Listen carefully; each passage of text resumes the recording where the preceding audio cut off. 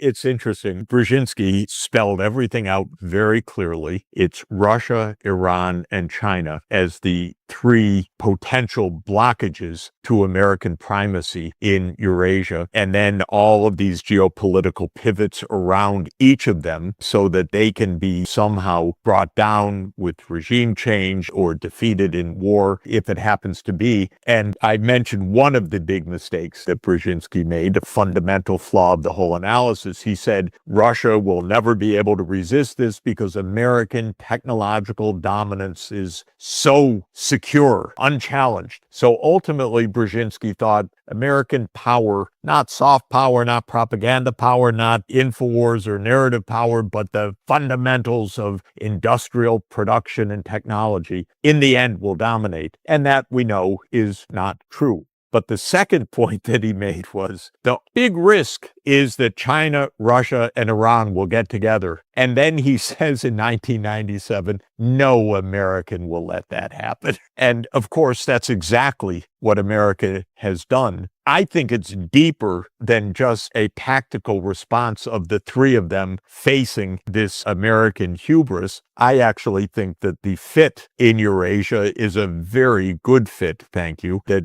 China and Russia have a natural economic complementarity. By the way, just like Europe and Russia have a natural economic complementarity. Europe is resource poor and highly densely populated. Russia is low population density and resource rich, and that means a great complementarity to put the two together. Europe could have thrived on that basis. Europe has cut itself off exactly from that. So the same complementarity applies with Russia and China. And that relationship is not going away. It is a mutually beneficial economic relationship. And the same is true with Iran and China. And the alliance of the three, therefore, makes very big sense. And then even more than that, if you look at Eurasia, east of that line, basically, from the longitudes of the Middle East all the way to the Pacific, with the bit of a complexity about India and its place in the global geopolitics, all the rest will coalesce into an economic unity of Eurasia that makes a lot of sense. And Europe will find itself out on the far western periphery, cut off from its natural trading partners, Russia and China, and finding that the United States ain't no friend. And that's what Europe doesn't understand also, that Europe has put itself so squarely into a corner. It's geographically in a kind of corner, but it put itself geopolitically into a corner by its naivete and kind of corrupt vassalage to the United States. And if the Europeans would read Brzezinski, they would see that they were already regarded as vassals back 30 years ago, and they have become even more so today. So where is it all heading? The biggest hope is that the publics of the US and Europe are sick of this. It's not to their advantage. Our societies are hurting. They're divided. There are so many problems. Their infrastructure doesn't work in the United States. It's failing even in Europe, where it was always kept to a higher standard. But now, apparently, I haven't ridden on German rail recently, but people are telling me that it's unimaginable what is happening right now to even basic services in the European side, as these fools like Merz proclaim that the goal is to prepare for war. So I think the publics are disgusted, and maybe it sounds naive, but I don't give up on democracy being able somehow to choose a different course. And this, I think, is our biggest hope. Europeans in daily life do not want a war, and they're talking big and talking nonsense and filled with the bravado and delusions. But if the shots started to be fired, I think just maybe there would be some quick sobering up. But even before that, the publics know this is completely wrong-headed. And all of this was premised on American primacy and on getting the European vassal states to buy into that and to pursue that against the big adversaries so that the U.S. could dominate Eurasia. Everybody can see this is impossible. So if people would open their eyes, it's a failed venture that's leading us closer and closer to war. It is true that when the bubble bursts of this delusion, it's going to change a lot. And it's actually going to burst a financial bubble that the U.S. rides on as well, because a lot of the U.S. stock market boom of the last 20 years is a primacy bubble in some sense as well.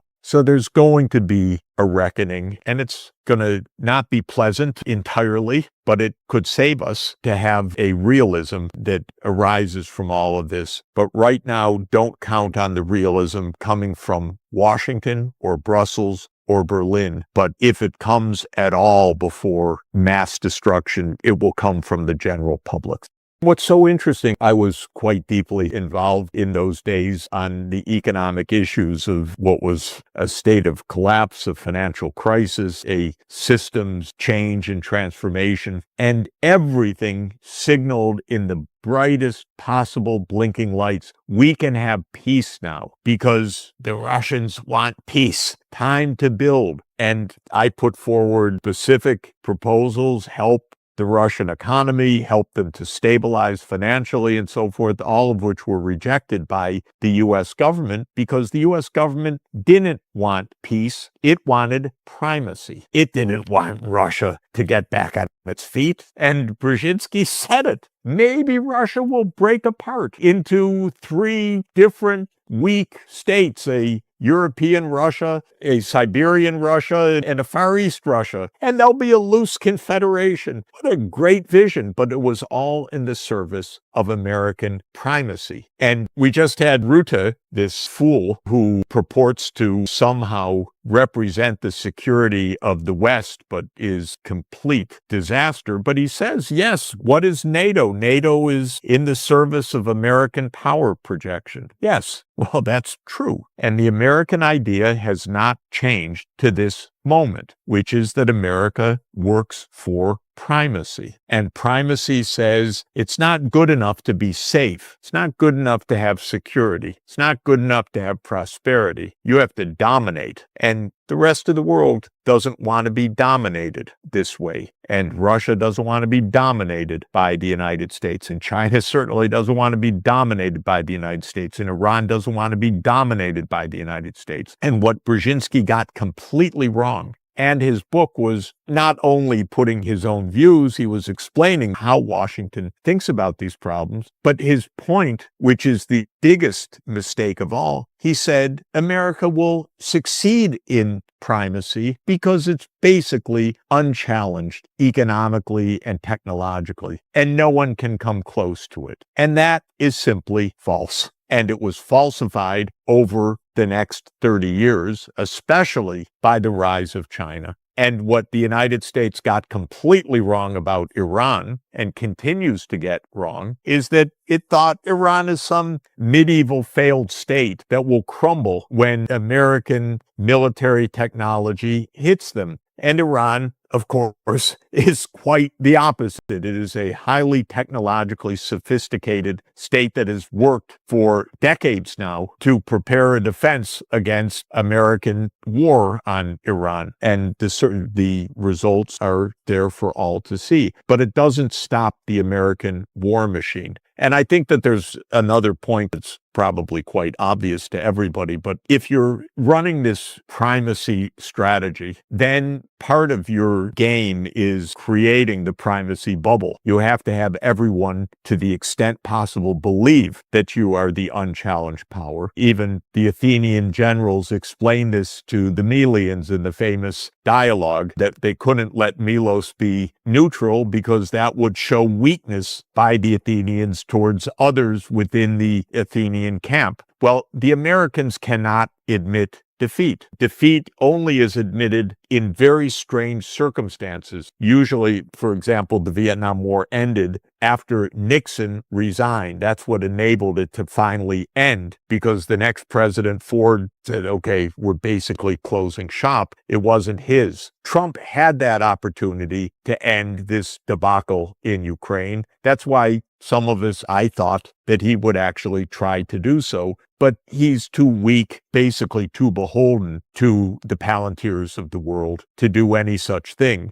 And so already at the same moment that he was talking about negotiations, he was following the CIA playbook. But my point is something slightly different, which is that America cannot admit any kind of setback or defeat. So it has to constantly proclaim we're winning. Because, not that I could care less, but if they actually were shown, no, Iran held you to a draw after a lot of blood and destruction, yes, that would weaken America's further pretensions of primacy in other places. I say, bravo. The whole idea is crazy. But from the advocates of primacy, it's a disaster. So as long as they can have budget deficits, as long as they can do their operations with as much deniability and no accountability to Congress or to the public opinion, they're going to continue to do it. And that's basically where we are. And when the Democrats win part of Congress in November, it may not change anything, because this isn't really at all a partisan issue. This is a Washington mindset and debacle that's gone on with both parties for the last 6 presidents.